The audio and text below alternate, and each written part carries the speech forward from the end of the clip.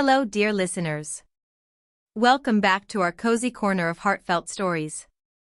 Before we dive into today's tale, I want to send out big, warm hugs to three wonderful folks who shared such kind words last time: Sarah Thompson from Boise, Idaho, Emily Rodriguez from Savannah, Georgia, and Laura Bennett from Bend, Oregon. Y'all make sharing these stories feel like chatting with old friends. It warms my heart knowing we're connecting across this big, beautiful country, from bustling cities to quiet backroads.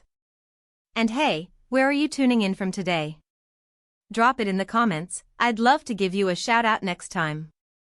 Now, grab your sweet tea or coffee, settle in, and let's get to today's story, a classic small-town romance with a twist of secret identity, set right here in the heart of America. The engine of Kate Reynolds' old Chevy coughed one last pathetic rattle and died on the side of a dusty Tennessee backroad.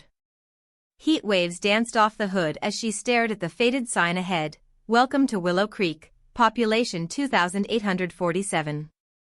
Her fresh start in this tiny town, moving into her late grandma's cozy cottage after losing her city job and apartment, felt like it was already sputtering out. Frustration bubbled up, and she thumped the steering wheel. No signal on her phone, of course. Just her luck. She was about to give in to a good cry when gravel crunched behind her. A battered blue pickup pulled over, and out stepped a tall, rugged guy in faded jeans, a grease-stained t-shirt that hugged his broad shoulders, and worn boots. Dark hair peeked from under a ball cap, and his whiskey-brown eyes crinkled with a kind smile as he approached. "Rough day," he drawled in that easy southern accent that instantly calmed her nerves. "You could say that," Kate muttered, wiping her eyes. He popped the hood without asking, hands moving with expert ease over the engine. Muscles flexed under his shirt as he tinkered, and Kate couldn't help but notice how grounded he seemed, real, unlike the corporate types she'd left behind in Nashville. Minutes later, the car roared back to life. "Temporary fix," he said, wiping his hands on a rag. "But it'll get you to town. Name's Travis Hale. I run Hale's auto shop on Main Street." "Kate Reynolds," she said, gratitude flooding her. "You're a lifesaver." "Just being neighborly," he replied with a wink. Turned out her grandma's place was right near his shop. He followed her into town in his truck, just to make sure. As she pulled into the driveway of the little white house with its wraparound porch and blooming hydrangeas, Travis tipped his cap. The sunset lit his eyes, and for a moment, Kate felt truly seen, like this stranger already knew her better than most. "Welcome to Willow Creek, Kate," he said softly. "Hope it treats you kind." Watching him drive off, she felt a spark of hope. Maybe breaking down wasn't the worst thing. Next morning, Kate headed to Hale's auto shop, a big old barn-like building smelling of oil and coffee, with classic cars lined up like treasures. Travis was under a '67 Mustang, focused and passionate, grease on his arms making him look even more appealing. "Mornin'," she said. He slid out, grinning. "Knew you'd show."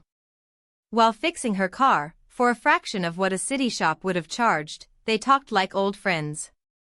She shared her dreams of writing stories instead of answering phones at a call center. He listened, really listened, then talked about loving the hands-on satisfaction of restoring old cars. "Tired of the big city grind," he said casually. "Left the family business to do something real." She pictured a small farm or hardware store, nothing fancy. He seemed so authentic, so rooted in this simple life. But then his phone buzzed. He stepped away, voice shifting to sharp authority. "Push back the board meeting. I'll handle the merger details from here." Kate's eyebrows shot up. "Merger? Board?" He hung up, smile back in place, but evasive. "Family stuff. Complicated."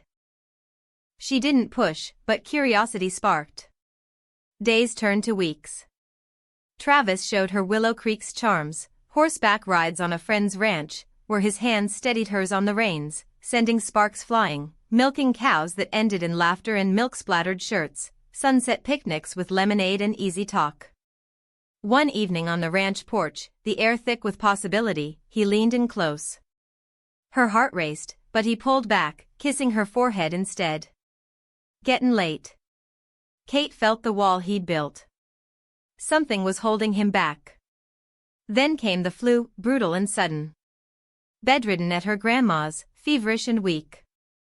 Travis showed up with soup, meds, and quiet care.